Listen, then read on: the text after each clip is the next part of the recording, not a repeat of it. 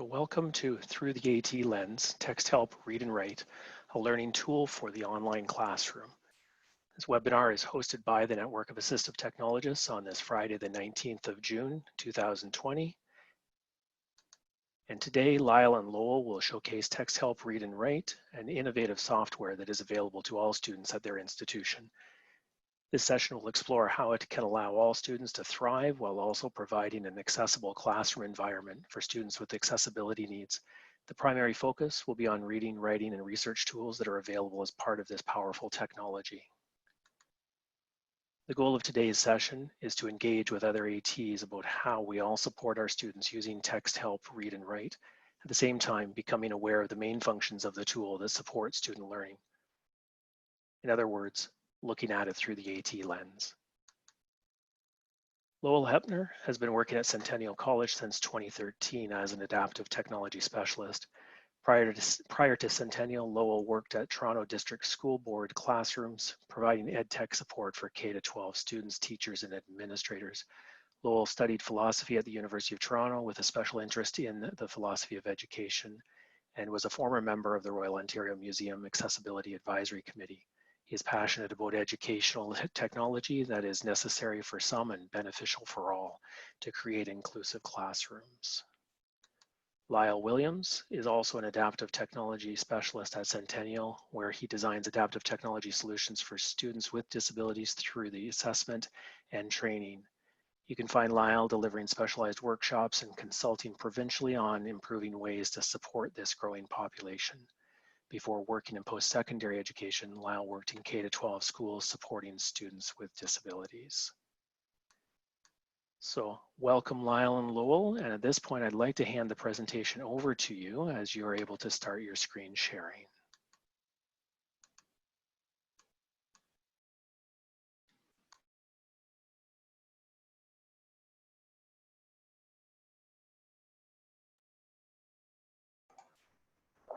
Fantastic.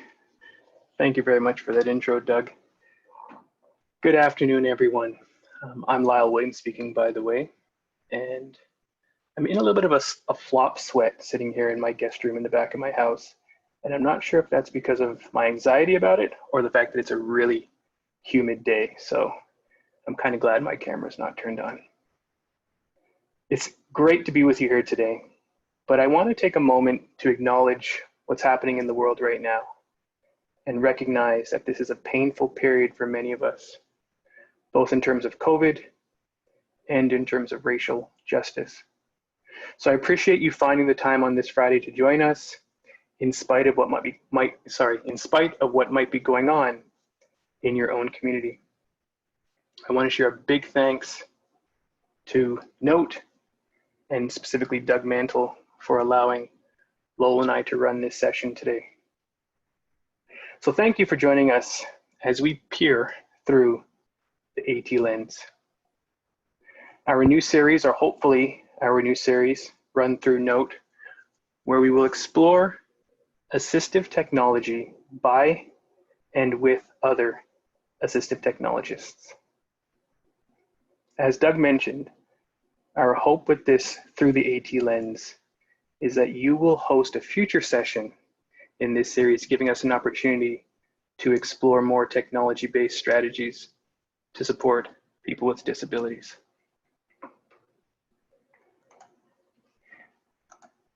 In today's session, in today's session, we want to focus on strategies that make using Read and Write successful from an AT perspective. We'll be using TextHelp's Read and Write as a means to explore these strategies. And today's session's not meant as an introduction to TextHelp Read and Write or as a tutorial to Read and Write. If that's what you're looking for, what I'm going to do is I'll try to do this now as we're talking. I'm going to paste a link into the chat, which will take you to Read and Write's YouTube channels for both the Mac version and the PC version of Read and Write. And so if you really want to get in depth on how those features work, please take a look at that. In addition, I'd encourage you to connect with your regional representative from TextHelp to explore the tools more. Fortunately for us at Centennial, we had a chance to meet with Matt Brown this past week, and we saw some really neat features that exist in the Chrome extension version of Read and Write. They launched something new recently that's really, really neat. So give that a look when you have a moment. We want to share how we approach the use of this technology, what we have found works, and we also want to learn what works for you. The idea is we're all experts, yet we're all learners, and everyone has something valuable to add. So please, please, please share your thoughts and your questions. The more we engage, the more helpful this session hopefully can be for all of us. In terms of housekeeping, Doug did mention some housekeeping, but we have a couple little pieces. We are going to be using the word student a lot. We work in the post-secondary education sector, and that's our client is a student, but that is fully interchangeable for people who work in other sectors with client, customer, employee, etc. Also, we tend to interchangeably use the word adaptive and assistive. To us, they mean the same, so forgive us if we interchange those. I hope my internet connection is working well. My son got an announcement that Fortnite had an update, and he's been doing that for the past hour, so if I drop out, I'm going to blame it on him. And of course, my computer decided to do a Windows 10 update today, and it's sitting, I think, waiting to restart on me now. So I'm guaranteed that will happen in today's session. Let's get started. So Lowell and I want to do an activity with you. We want to take you back. We want to take you way back. Way back for some might be a couple months to a couple years ago, and for others might be more than that, a decade or more. But we want to take you back to when you first started as an AT, when you were fresh, when you were green, when you were ready to change the world.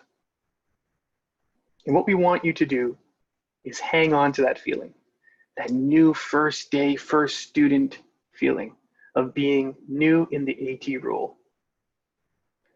And if you could, what would you whisper into the ear of that new person, of that new you? What information have you learned in all these years of working with students, with clients, with disabilities, supporting their accommodation needs? What message would you deliver to yourself? We want to give you a little bit of time to think about that, what message you would deliver to yourself. And what we want you to do when you can think about it is we're going to have you post it to this Padlet link. Let me copy this. So you can click on that Padlet link. And when you're ready, we want you to post it there. I'm going to show you what Lowell and I had in mind, just to give you an idea, maybe help prompt you to think back to that first day, that first week. So it's the idea that we want to listen to our students' whole story, not just about their classes and academics, that they're more than just a student. In almost all cases, schedule a follow-up appointment with your students. That was a message we'd want to deliver to ourselves, if we could whisper it in our ears. Don't try to teach everything about a technology to your student. Focus on what they need to know now. And you don't have to know everything AT or feel the need to know everything AT. You will learn it in time and as needed. So I'm going to ask you to take a sec and think about what you would whisper to yourself now that you have all these years of experience and knowledge. And I'll give you a little bit of time if you wouldn't mind posting that to the Padlet. If you haven't used Padlet before, in the bottom right corner, there's a plus symbol, a pink plus symbol. If you click on that, you can type your message in, and then I believe you click away and it will get posted. Take a second and do that, please.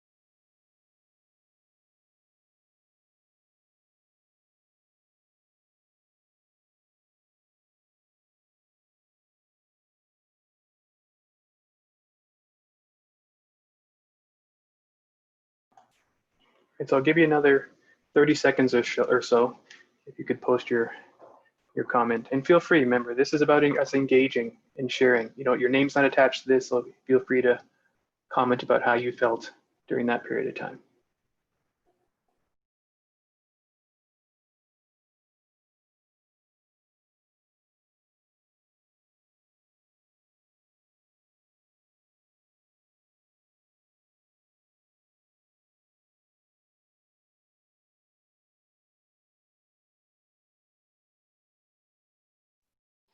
And this is Lowell speaking. Also feel free to press that like button on ones that are kind of resonating with you as well. I think we'll start to see that our some of our advice is very similar.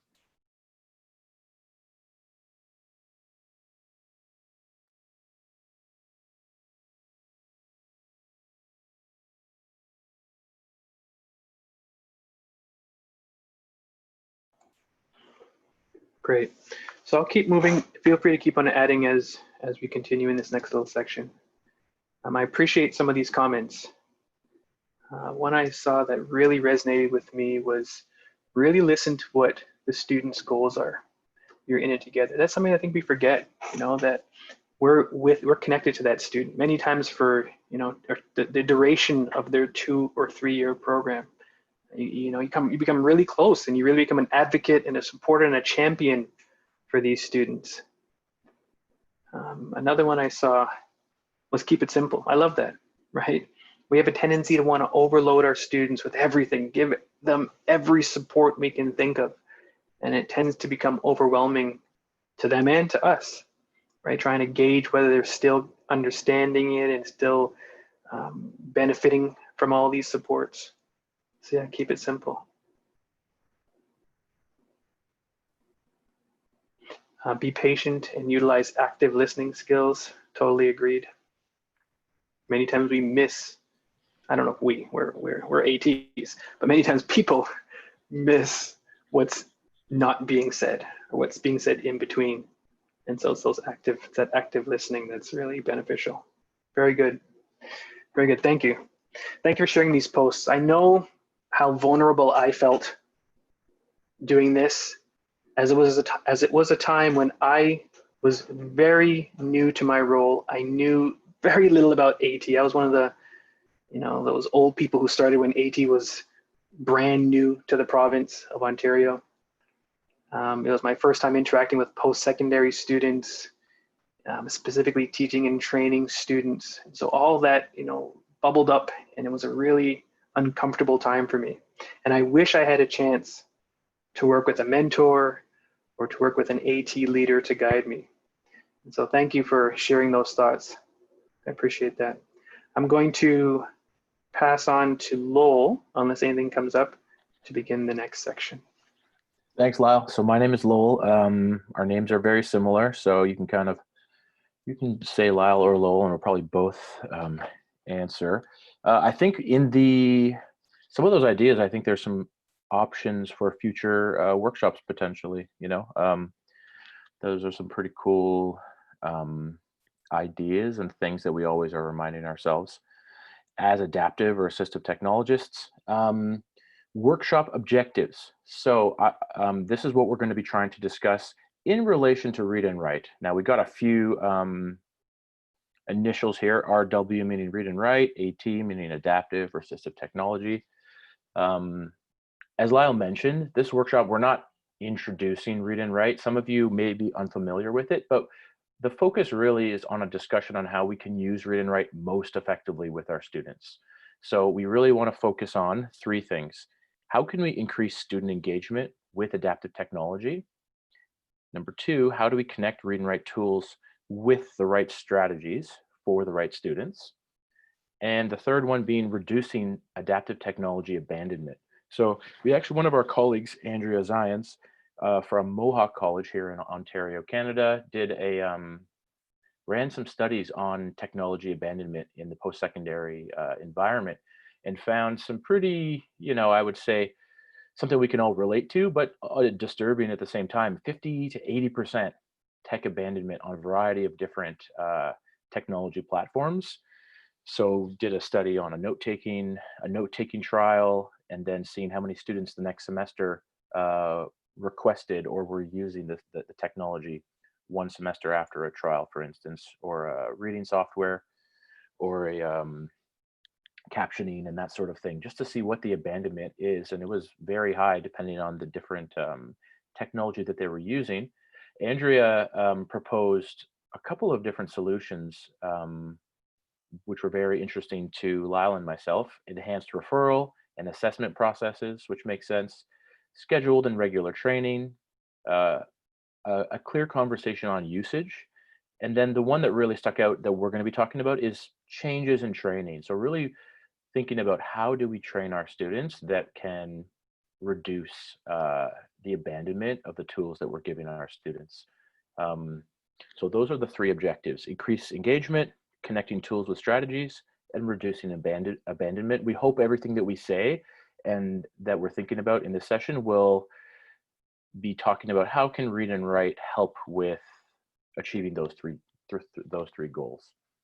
I'm going to be first setting, I don't want to take too much time because we have an activity that Lyle is going to be running. So if you have any questions or things to add, please put them in the chat.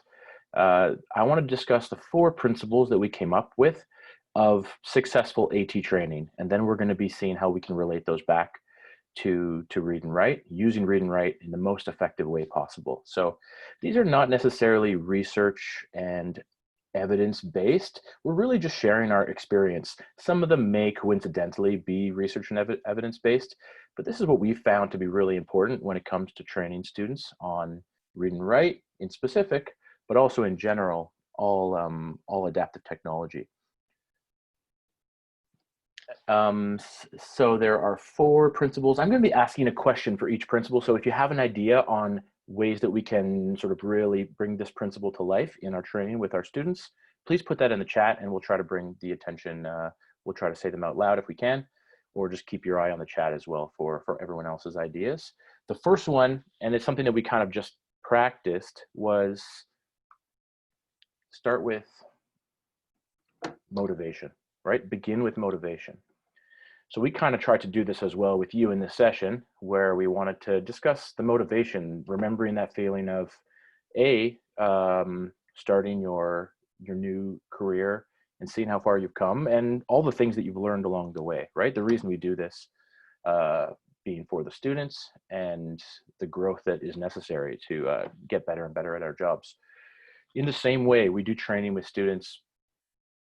We want to understand their story and listen actively. So the question that I have for you is, what are the successful ways that you have motivated your students in any technology? We'll be relating it back to read and write specifically, but what are the successful ways that you have motivated your students? For me and Lyle, really, we've gone through our list and we've kind of shortened it to a few things: asking a student about their goals, right? Asking about and listening to both their personal story and their academic story, right? They're part of the same story. So we're not personal counselors. So we're not asking their personal story to try to solve their personal issues. But I think a good AT strategy needs to take into account a student's personal story. For instance, if you're talking to a student and you realize that they, after their classes are done, they go to a part-time job, and then they run home and they put their kids to bed. We're talking about a student whose time is very precious. Maybe they drive to school. So when I'm developing my AT strategy, especially with read and write, I'm going to figure out how could we use read and write so that the student could listen to their notes on their drive to school and review some of their readings. I'm going to be taking that student's personal story and making that a part of how I come up with a plan for that student. As well, we want to come up with we want to also review their academic story as well. When were they identified? Have they been identified? What supports existed in the past for that student? The goal here being to explain how the AT strategy will make things easier and better for the student once you have all of that information. So if you have any other ideas, what are successful ways that you have motivated your students? Another thing that I think is very important is getting good referrals from your counselors or the providers, whoever is referring students to you, can really help with having students that are already motivated before they arrive. If the counselor, in our case, we have some fantastic counselors at Centennial College where we work in Toronto, Canada. They do a wonderful job of selling the student on some of the tools that they're going to be receiving. So they kind of pump us up a little bit. And when the student arrives, there's some of that motivation has already been achieved. And it makes our job a lot easier. So sometimes the work for us in terms of motivation is working with our counselors directly to show them the tools, help them provide good referrals, and give them some information that allows them to really sell the student on some of these tools before they show up to meet with us. The second principle of good training is to switch it up, right? So the question that I have for you is, what are some of the ways that you keep your content lively, interactive, and engaging? We talk about attention span with students. There's a lot of different research out there. There's a TED Talk rule of they're all 18 minutes. So that's sort of the, whoever developed the TED Talks decided that 18 minutes was about the amount of time that someone can really pay attention to some great content before you start to lose focus, right? We also have a lot of other research. There's been studies that have found that students are distracted online after 8 seconds. On average, every 8 seconds, a student is distracted. So that doesn't make us feel too good. Another one found the average length of concentrating on a task using technology is approximately 10 to 15 minutes. Another found that students lost focus at certain intervals, at the 12-minute mark, at the 20-minute mark, at the 25-minute mark, at the 28-minute mark, and it kind of those intervals got less and less. That was another study that was put out. So it's a little bit hard to wade through all of this information. The last study that I'll mention is one that attributed focus and attention on the teacher and how engaging the teacher or instructor made the content. So that, I guess I like that one the best. And a lot of these studies, what we do is we choose the one that validates our personal opinion, and we cling to that one. I like that one because it's something that I can control, right? I can't always control the student's ability to pay attention, but I can control making my training as engaging as possible, right? So figuring out ways to switch up content and to keep things engaging, I will usually try to do something for 10 minutes at a time and then do it in a different way. So clicking and talking through the basics of a program like Read and Write is okay. It's okay to quickly show the student and sell them on the fact that this is a great tool and you can see how beneficial it might be. But then also making sure that we're having the students lead in terms of the clicking, having them take the mouse or the wheel, as it were, and start to use that tool themselves. This can get a little bit more complicated now in this virtual learning environment, but with some screen sharing, we can do a back and forth where I've started to do a back and forth. I'll show, then pass off control in a meeting. A student will try to do it, and we go back and forth, right? I also like to really intermingle questions, right? Stopping to ask questions throughout to really make sure, you're kind of engaging the students, how they're comprehending what you're telling them. Is it really landing for them, or is it something that they're understanding? Asking them questions like, which features so far do you think would be the most helpful for you? How do you see yourself using this tool? In which classes do you think this would be the most beneficial? And I would try to ask open-ended questions as well to really get the student talking, right? To avoid those yes or no questions. We want to get a little bit more information, right? So a question and answer period sort of throughout that one-on-one session. And then as well, trying to use video and image-based resources can be very beneficial. Maybe before, perhaps during, and then after is a great idea as well, to leave them with some resources, which could give them a sense of autonomy for learning that tool on their own. We really want to You want to build some autonomy in these students to start to, maybe if we showed them 3 or 4 features in read and write and really showed them how to use them properly, they would start to teach themselves the rest of the tools on their own. And then we are helping build up a very resilient student, right?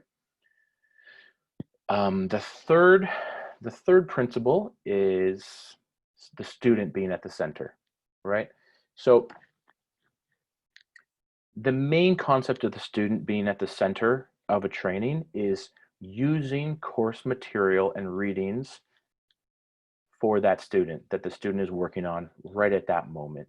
If a student comes in and you can bring up their course outline on their learning management system and take a look at an assignment to show some planning, or use and start to build an organizational plan using, whatever organizing features that you have decided upon, can make a huge difference. When we talk about read and write, anytime we're doing reading training, showing the reading features, the text-to-speech features in read and write, we really want to make sure that we're using the reading content for that student.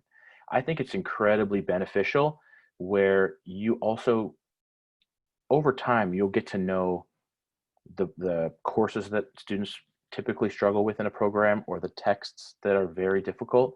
We have a social service worker program, and there's a power and privilege course, which is fantastic. The students love the lectures. They're so interesting and engaging. The text is very dense. It's very difficult. So being able to bring up a very difficult text onto the screen as we do a demo and showing how we can really help increase comprehension and build vocabulary lists, let's say, in read and write on a text that they have already encountered to be extremely difficult, or maybe it's early in the semester and we're saying, hey, listen, this is a textbook that can be pretty tough. So we're really going to be using these extra tools to help us take notes from our readings in a better or more effective way. Anything else here? If you have any questions, if you have anything to add, how do you use student course material effectively in training? I'm noticing the chat is a little dry, so maybe I'm saying everything before you have a chance to enter it. But if you have anything else to add, how do you use student course material effectively in your training? I'll give just a couple extra seconds here and make sure I'm not missing anything.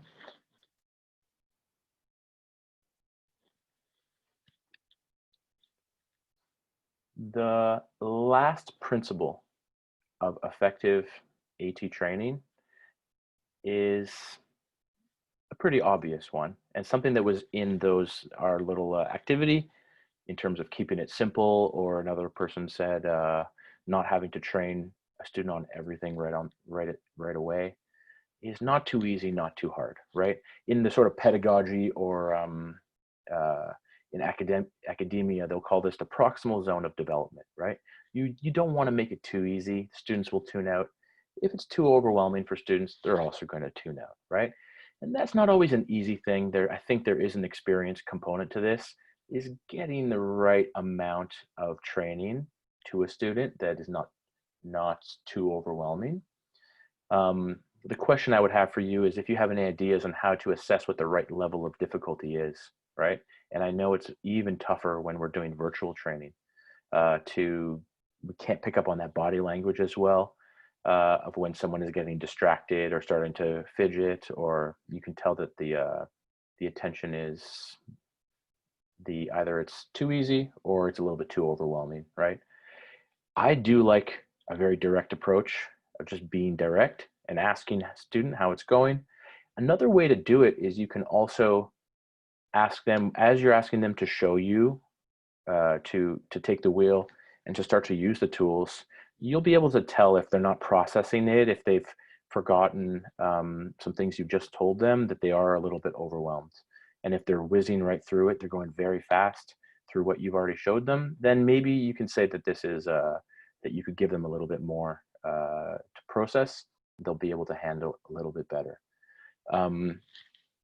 The main thing that we've come across, in terms of avoiding information overload and just giving a student the right amount of training, which is the activity that Lyle is going to lead after this, is creating small groups or sequences or bundles, whatever you want to call it, of read and write features that make sense. So taking a couple of different features in read and write, combining them, showing the student how to turn them into a successful strategy, and starting from there. So identifying the most crucial areas of need for a student, and then using read and write strategically to select a small group and using that as your starting point.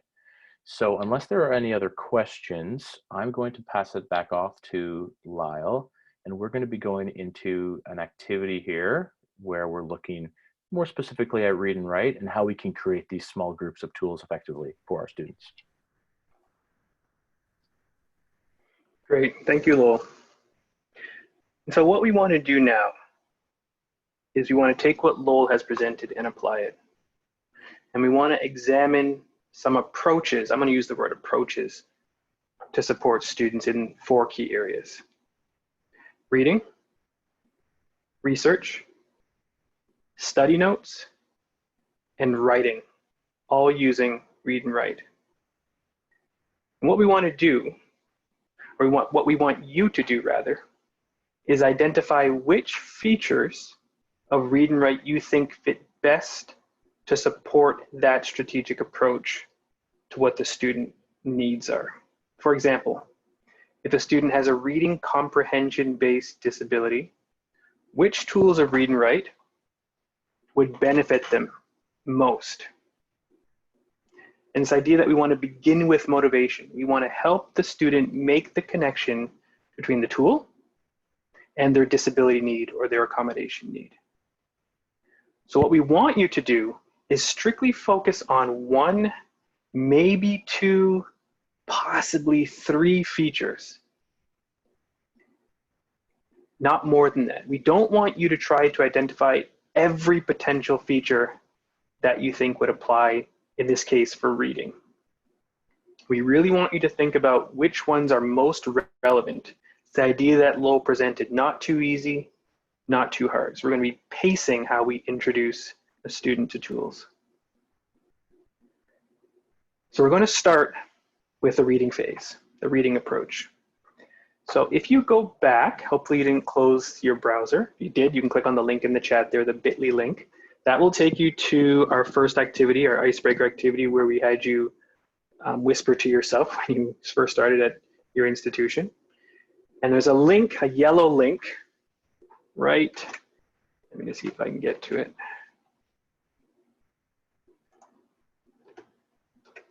Yeah, this yellow link here, you click on that, that should pop you out to the first approach. So it keeps you in Padlet, and it will open another tab to the first approach. And so what I want you to do, what Lowell and I want you to do, is you're going to see all the features of read and write listed here. For some of you who are very familiar with this, you'll be able to easily identify them. For those who are more new to using read and write, we gave you a cheat sheet, you know, a memory aid, a prompt. And right down here at the bottom of the page, you'll see a link to resources.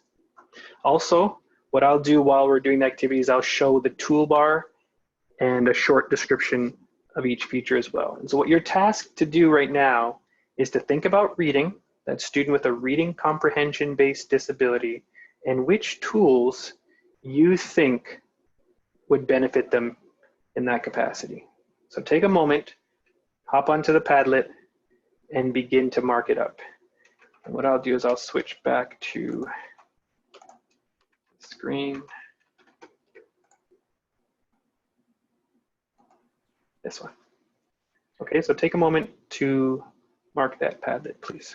I also put the reference sheet in the chat. I attached that just now. And I think what might work best is you use that like button. You can kind of upvote which tool which tool or two you think are the most important for a student.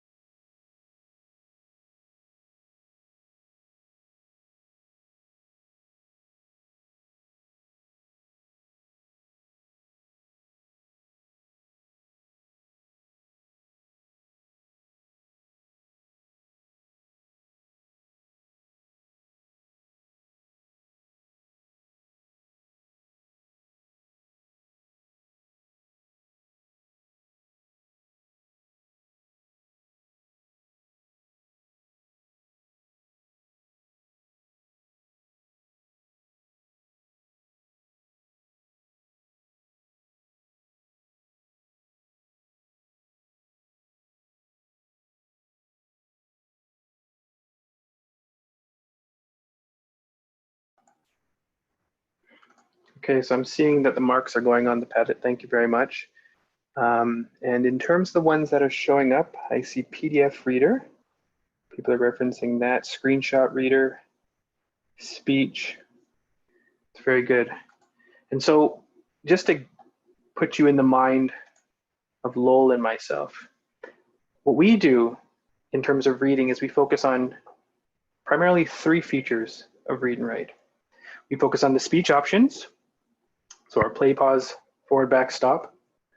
We focus on the vocabulary list builder, and we focus on screen masking.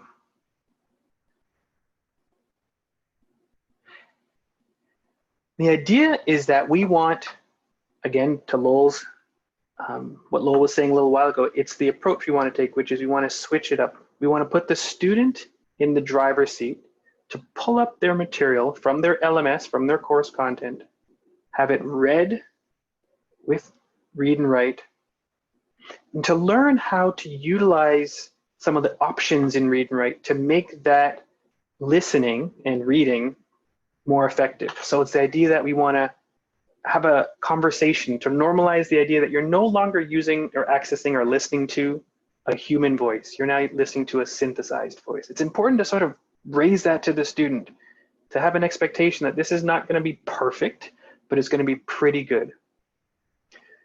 We want to talk about making adjustments to the voices. Don't read the entire book or all the chapters you need to read with one voice. Change the voice as you're listening. Adjust the pitch if you need to, or the word pause, or increase or decrease the reading rate, the words per minute that are being read. We also teach them how to use the vocabulary list builder to create that list of definition terms. It's a super powerful tool that Read and Write has in their toolbar to kick out a vocabulary list once you've done your readings using the highlight tool. And so that's our approach. Your approach may be different, it might be similar, but that's our approach that we take at Centennial when we're working with students. What we're going to have you do now is switch. Sorry, go ahead. One thing I would add, I see a lot of people that selected PDF reader or screenshot reader instead of speech, I'm assuming. And I think that you kind of want to go to all of those 3 functions are going to turn text into speech for a student. So I think all those answers are correct in the sense that you want to, from our perspective, go to start with the function that is the most, that allows the student to read the reading that's the most pressing for them that week, right? Screenshot reader has an OCR recognition, so it can read a PDF that is inaccessible. So if the student is needing in the next 24 hours, 48 hours to read a document that is a PDF that is inaccessible and they need to OCR scan it, then you can start with a screenshot reader and go through the voices and all the same things. But we're going to start simple, allow them to find success very early on the task that they need to complete right today or tomorrow. So the screenshot reader, or perhaps they have the PDF ready to go. So PDF reader makes a lot more sense as your initial way to turn text into speech, or maybe it's some web content or an accessible PDF. So the basic speech function is the right option in that way. So I think all those options could be correct for different students. Sorry to interrupt. No, thank you, Lowell. Thank you for clarifying. And so that's your first approach in terms of supporting students who might have a reading-based disability using Read and Write. Let's now try it for research. So the student has to delve into a subject, learn a whole lot about it, collect a bunch of information. I want you to think about Read and Write, or look at the one pager that Lowell put up, or I'm going to put up my image again, and think about which features in that toolbar would support the capacity for a student to do research. And when you're ready, you're going to go back to your Padlet, look for the yellow approach number 2, click on that link, and that will pop you out into the research approach.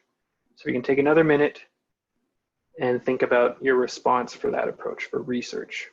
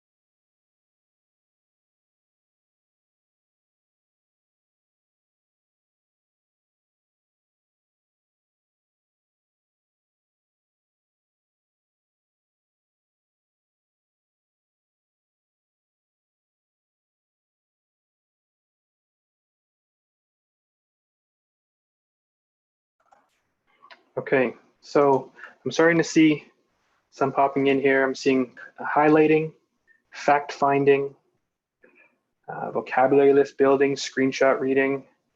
These are great. In terms of what Lowell and I do when it comes to research, right, it's highlighters and the fact finder. Those are the two that we initially will push, right? Not too easy, not too hard.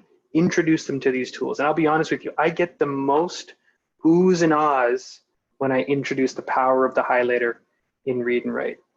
So I will, have the student, I'll switch it up. I'll have the student pull up their content. We will open up one of their digital textbooks, or we'll open up an article.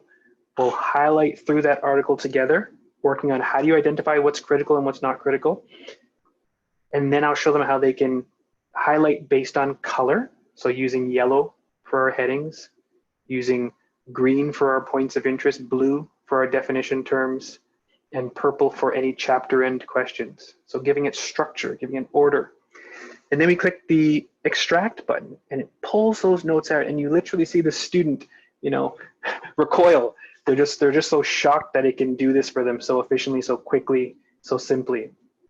And now they have their notes exported to a Word doc or a Google Doc, and it will pull out based on their referencing style. So if they're using APA or MLA, it will pull that content out as well. So you get those wows, those I can't believe it moments with these students. And that's the gold, right?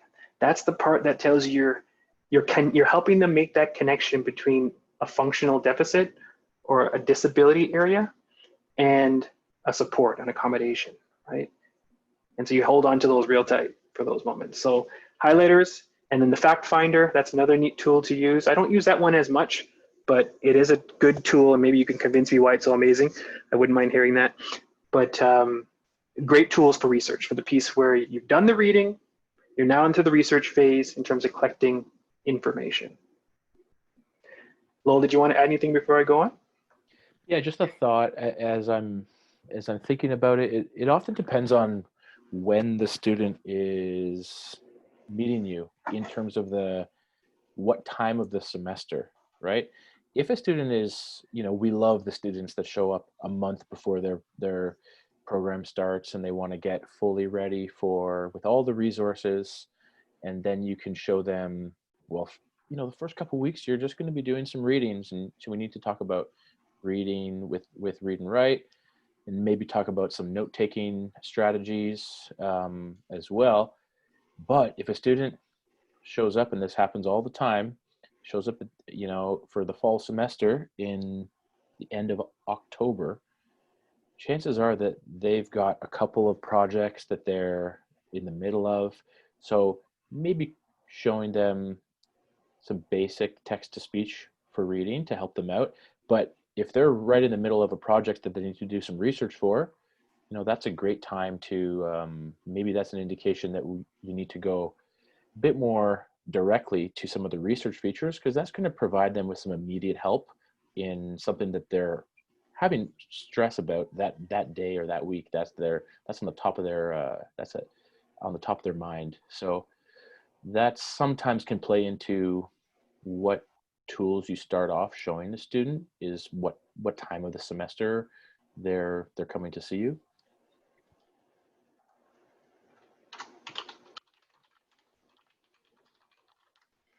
Thank you, Lowell. So we've done reading. We've done research. Let's now create some notes. So it's study notes time. What I want you to do is think about the Read and Write toolbar and which features on that toolbar would be effective to help students make study notes that they can review, recite, maybe that they can transport around. What tools in that toolbar can help achieve that goal or that approach? So if you switch back to your Padlet and you click on approach number 2, and then you'll see at the bottom of 2, you'll see approach number 3. Click on approach 3. That should pop out the Read and Write options as well. So take a moment to identify those also. Thank you. So you're looking at creating notes, study notes. Lyle, is this from study notes during class or from study notes from a reading? I'm open to both. I would not mind people identifying both. And if you want to put in the chat how you might utilize one over the other, that'd be great. But yeah, feel free.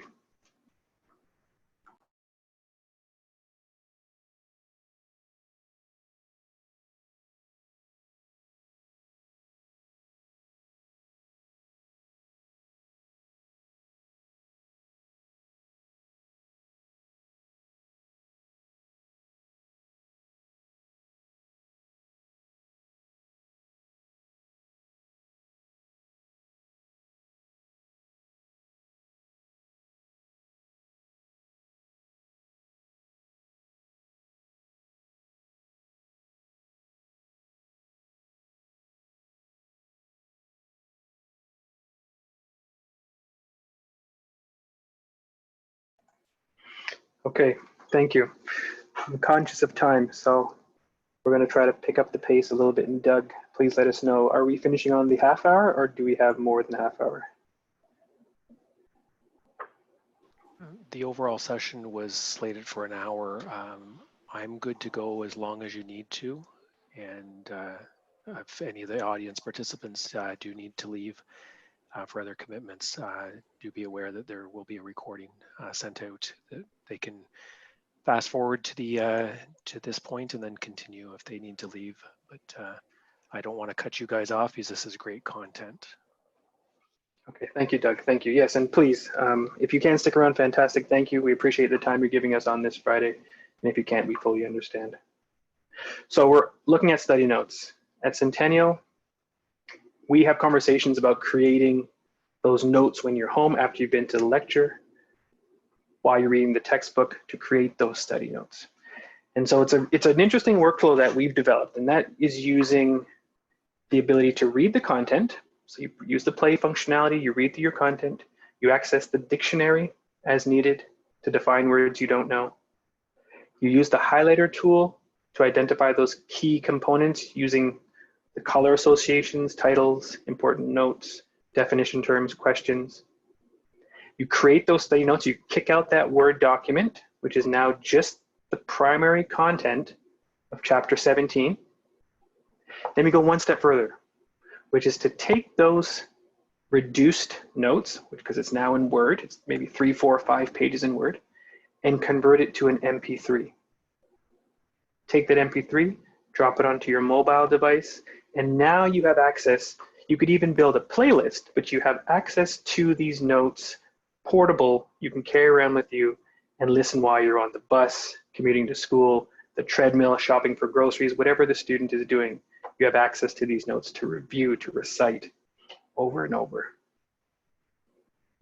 Lowell, did you want to add anything? No, that's great. I think, yeah, I think you got it. Okay. So last section, writing. We've read, we researched, we created study notes. Let's now write. So hop back to the Padlet and look for the third approach and click on the fourth approach, and that will pop you out to your options for read and write if you can mark that as well. Thank you. We'll give it a little bit of time because we're running out of time.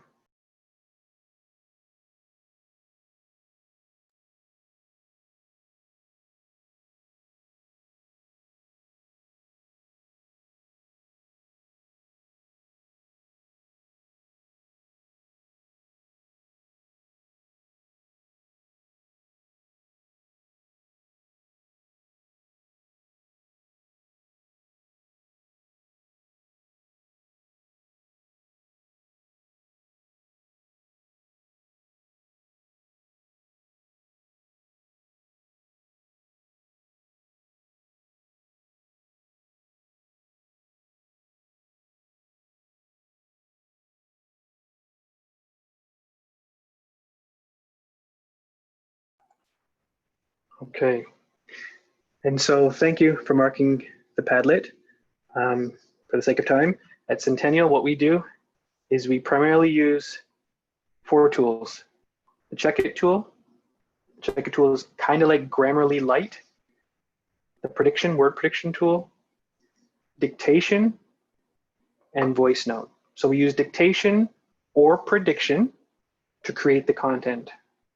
We add notes, voice notes to the document, maybe for questions to ask the teacher or other classmates for clarification or reminders to yourself.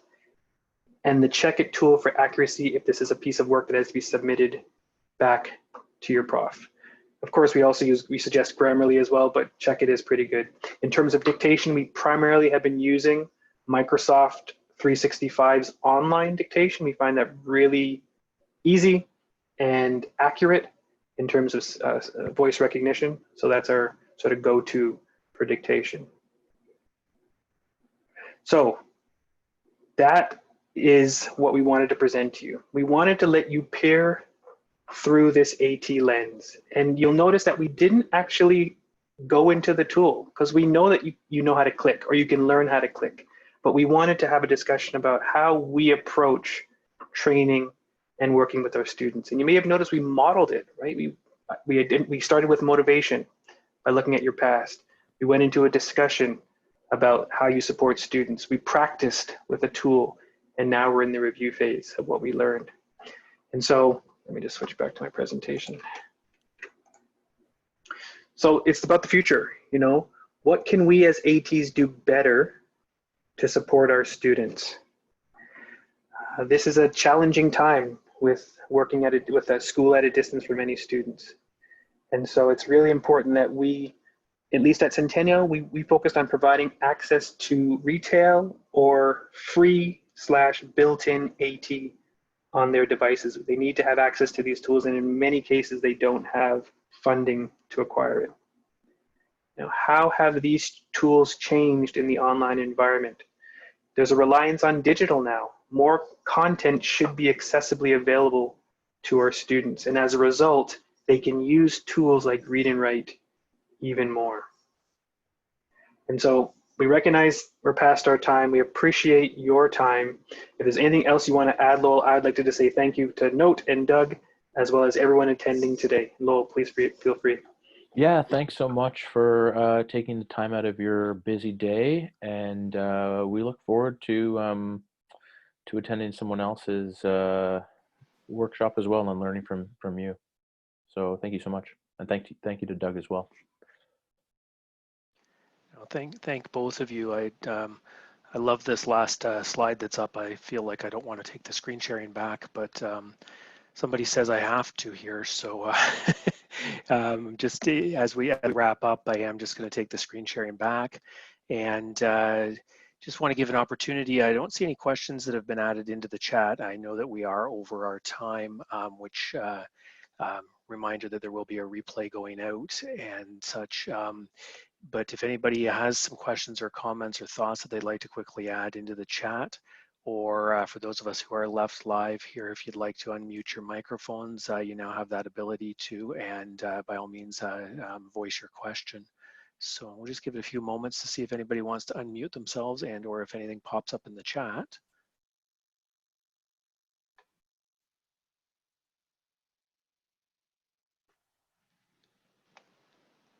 I'm not seeing any unmuted microphones, and I know that it takes some of us, myself included, a moment or two to find that mute unmute button, no matter how much we think we know where it is.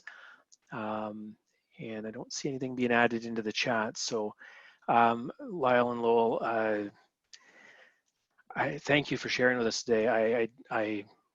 Whether I had an hour to thank you or whether I had the couple minutes that we've got left here to thank you, it wouldn't be enough. The fact is that what you've gone through here, as you guys have so aptly pointed out, is you did not teach us read and write, but yet you taught us read and write through a whole different lens, through that AT lens, and I pride you on both for coming forward with this idea of the Through the AT Lens series, and I do encourage others in the audience to approach myself, and we can work on looking at this similar type of a presentation for other tools, because it is a unique way of looking at the tool. It's a way of working as assistive technologists, and out of the toolbox that we all have, It's overflowing with tools. We need to be able to pick the right one out of there and present it in an appropriate and in a matched way. And I think that's what you've so aptly shown us how to do here today, and how to taken us through the thought process behind that. So just before I do the final wrap up here, Lyle and Lowell, is there any final things that you'd like to add? Like when your next session will be? No, thank you, Doug. We appreciate those kind words you said, and that was our mindset when we first started. We're like, okay, we're going to show them how to use TextHelp, and we're like, but we're meeting with a bunch of adaptive technologists who know how to use the tools. So let's not focus on it going that way. Let's go an entirely different path. And so we hope it hit the mark for those in attendance today. And thank you to everyone who did attend.